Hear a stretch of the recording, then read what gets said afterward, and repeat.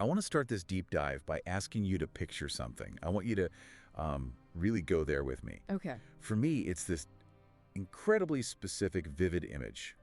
It's the very first thing I can remember. I'm maybe 3 or 4 years old. I'm standing in a kitchen. The sunlight is hitting the pine floorboards in this very specific way, like it's just blindingly bright. Right. I can see dust motes dancing in the beam, spiraling up. I can smell flour, and I see my mother's hands kneading dough. Yeah. It's static, it's beautiful, and it has the clarity of a piece of stained glass. It's completely frozen in time. That sounds like a lovely memory, a classic picture of safety. It is. But here's the thing that drives me crazy, and it's actually the spark for, everything we're talking about today. Okay. That image, it's perfect. It's high definition. But everything before it, total darkness. Everything immediately after it, a fog. It's like this one moment survived a fire that burned down the rest of the library.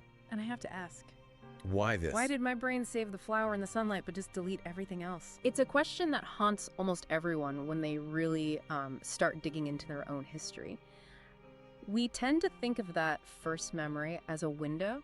Yeah, way to do. You look through it and you see where you came from, like an origin story. But looking at the psychology of memory, specifically from a psychoanalytic perspective, we have to look at it differently. How? That memory isn't a window, it's a sentinel.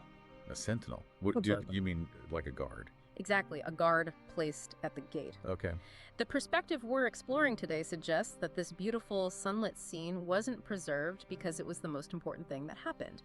It was constructed to protect you from seeing what lies just outside the frame. Okay, that is ominous. Yeah. Call it fascinating.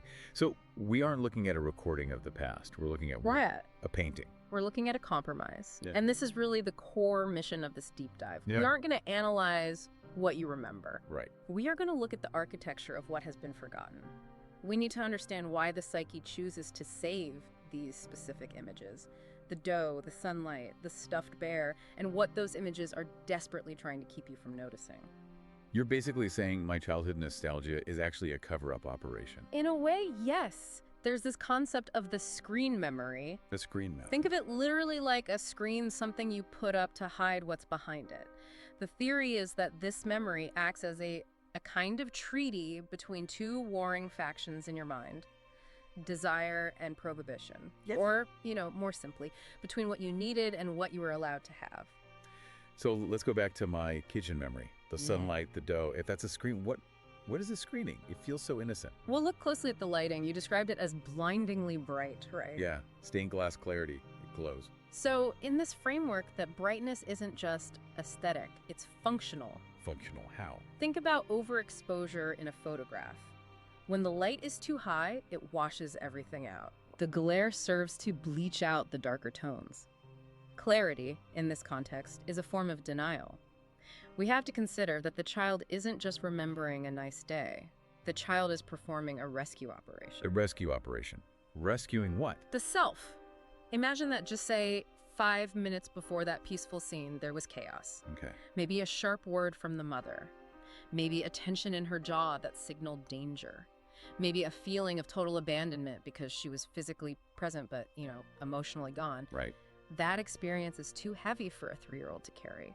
It threatens to shatter the self. So the psyche performs surgery, it cuts out the trauma, and stitches the wound closed with this image of the sunlit kitchen. So the memory is the scar.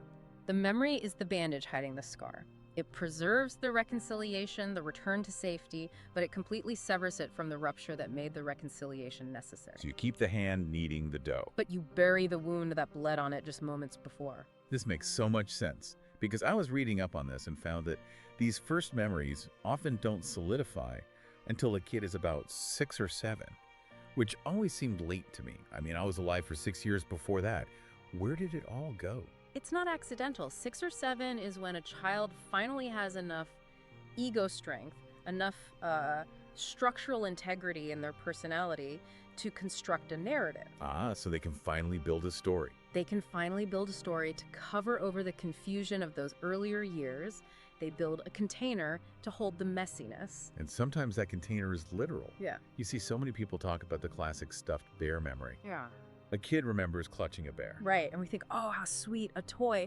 But if we look at it through this lens of the screen memory, The bear is a displacement. A displacement. It's a safe container for unbearable emotions. Let's say the father was in the room and he was terrifying, or maybe he was absent and his absence was a vacuum of anxiety. The child cannot process the father. You can't be angry at the giant who feeds you. So they pour all that affect, all that feeling into the bear. The bear becomes the safe object in an unsafe world. It's incredible to think about how hard our brains are working just to keep us stable. We think we're just living, but there's this whole editing room in the back of our heads. But, we're talking about these visual things, the light, the bear. But when I really dig into my own past, honestly, the things that actually freak me out aren't visual. It's feelings. It's smells. Go on. That's a crucial pivot. What kind of smells? It's weird stuff, like the smell of damp wool or floor polish. I can't tell you a specific story about floor polish, but if I smell it in a hallway, my stomach just drops. My palms get sweaty. It feels like there's this room not on the map inside my head that I just walked into. That phrase, the room not on the map, is central to understanding this. You've just crossed the border from screen memory into what is often called the primary process. The primary process. This is the realm where the body recorded experience before you had language to name it. So this is why I can't explain it. Because it happened before I had the words. Exactly. You were too young to think the sentence, "I am being rejected." You didn't have the syntax for "I am unsafe." But your body recorded the frequency of that truth. It bypassed the logic centers and imprinted directly onto the nervous system. The body keeps the score. It does. In this pre-linguistic room, a slammed door wasn't just a noise, it was the sound of abandonment. A parent turning their back wasn't just a movement, it was the geometry of rejection. These things get carved into the psyche. Geometry of rejection. Sure. Wow, that hits hard. And it's not always the big explosions, right? It's not always the movie-style trauma where the house burns down. No, and that's a crucial distinction. We often think of trauma as objective violence war, assault. But here, we're defining trauma as subjective overwhelm. Subjective overwhelm. It's when the child lacks the structure to process what is happening. So it can be micro-rejections, a hesitation before a hug, a subtle shift in posture when you walk into the room. That atmosphere of, you are too much. Well, you are not enough. The child absorbs that toxicity like osmosis. It becomes the air they breathe, and since they can't fight it, they surrender to it. Wilhelm Reich, who was a student of Freud's and a brilliant, complicated figure, talked about character armor. Character armor. He suggested that these early surrenders are actually locked into your physical body. Wait, like my posture? Your posture, your tension patterns. If a child learns to suppress rage, they might develop chronic tension in the jaw. If they have to suppress grief, you might see a permanent constriction in the chest, a shallow breathing pattern. That room not on the map is actually carried around with you every day in the way you hold your shoulders. That is heavy. I'm literally sitting here trying to relax my jaw as you speak because I just realized I was clenching it. But okay, let's go back to the visual memory for a second. The sunlit kitchen. If that's a screen and the body is holding the truth, how do we get past the screen? I was reading about active erasure, and it sounded pretty intense. Yes. This challenges the idea that childhood amnesia is just forgetting, like, losing your keys. The theory is that it's active. It's an ongoing expenditure of energy to keep the curtain closed. It takes work to not know. It takes work. If you want to peek behind it, you have to look at the edges of the frame. The edges? Right. Go back to that kitchen in your mind.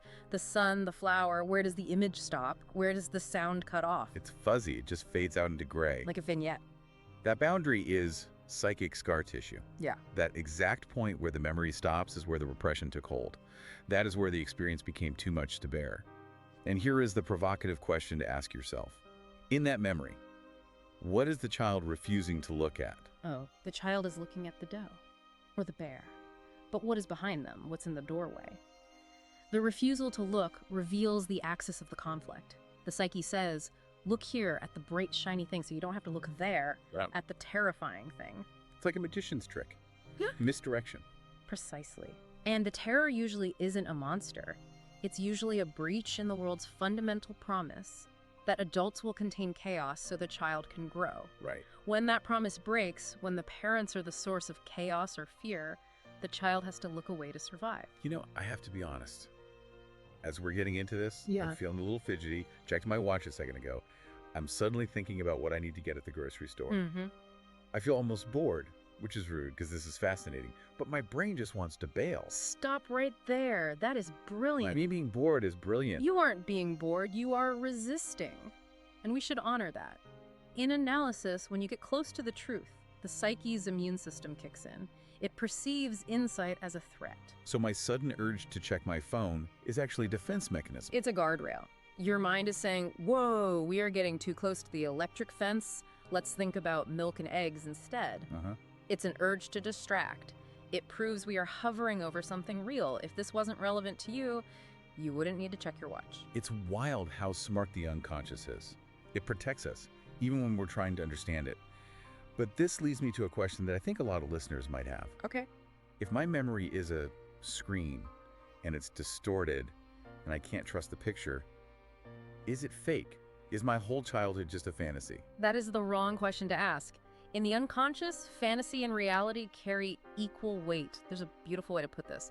The memory is true in the way poetry is true. I love that. True in the way poetry is true. It captures the emotional reality through symbols. It doesn't matter if the sun was actually shining that day. It doesn't matter if there was flour. The sunlight represents the desperate wish for warmth. The bear represents the need for holding. The goal isn't to fact-check your childhood. We aren't journalists investigating a crime. The goal is to listen to the silences, to understand the emotional truth that required those symbols to exist. So if we accept that the memory is a map of my emotional survival, what do we do with it? How do we integrate this without just feeling broken?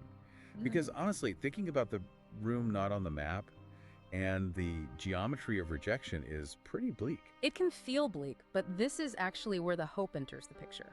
The goal isn't to destroy the screen memory, it's to witness it. What does that mean practically? Witnessing. It means the adult you, the one listening to this deep dive right now, the one who pays bills and drives a car in Mint, enters that room and stands beside the child you. Oh. You change the atmosphere just by being there. Like time travel. In a way, it's neurobiology. When you reactivate a memory in a context of safety, like we're doing now, discussing it calmly, you allow the brain to move that event from the amygdala, which is the emergency alarm center, to the hippocampus, which is the library of narratives. So you're taking it out of the alert pile. And filing it into the story pile. So it stops being a ghost haunting you and starts being just history. Exactly. And part of that history involves a major shift in how you view the other characters in the scene. The parents. Right, because to a 3-year-old, parents are gods, Zeus and Hera. And when Zeus throws a lightning bolt, it's a catastrophe. But part of this three-dimensional viewing we're talking about is seeing the parents not as gods who chose to wound you, but as flawed, exhausted humans. They were doing their best within limitation. Or even if they weren't doing their best, even if they were failing miserably, they were acting out of their own brokenness, their own rooms not on the map.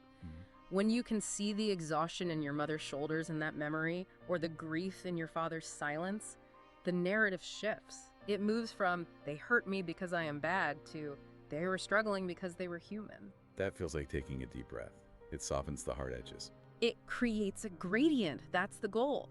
The crime scene becomes a place where you can breathe. The hard cutoff of the memory starts to blur, and you can see the whole picture, not just the spotlight. It sounds like we aren't trying to solve the puzzle of our childhoods. We're just trying to live in the house without being afraid of the basement. That is a perfect analogy. We are turning on the lights in the basement. It's still a basement, but it's no longer a dungeon. So as we wrap up this deep dive, where does this leave us? We've got our screen memories, our somatic feelings, our resistance. What's the takeaway for someone listening who is suddenly looking at their own first memory very differently? I think the most important takeaway is that your first memory is not a monument to be worshipped, and it's not a mystery you have to solve perfectly. It is a living process. It's a map. And the scars? The scar is not a flaw. It is the chart of the landscape of your soul. We have to remember the very sensitivity that made those early moments unbearable, the sensitivity that required you to build these elaborate screen memories, is the exact same source of your depth as an adult. That's beautiful. The thing that hurt you is also the thing that gives you depth. Exactly. The capacity to feel the geometry of rejection also gives you the capacity to feel the geometry of connection. We are invited to sit with the unresolved, to find wisdom in the ache. To find wisdom in the ache. I think that's something we can all sit with today. Absolutely. Thank you for walking us through the architecture of our own minds. And to everyone listening, maybe take a moment today to look at that first memory again. Don't be afraid of the shadows at the edges. There might be something there worth seeing. Indeed. We'll see you on the next deep dive. Stay curious.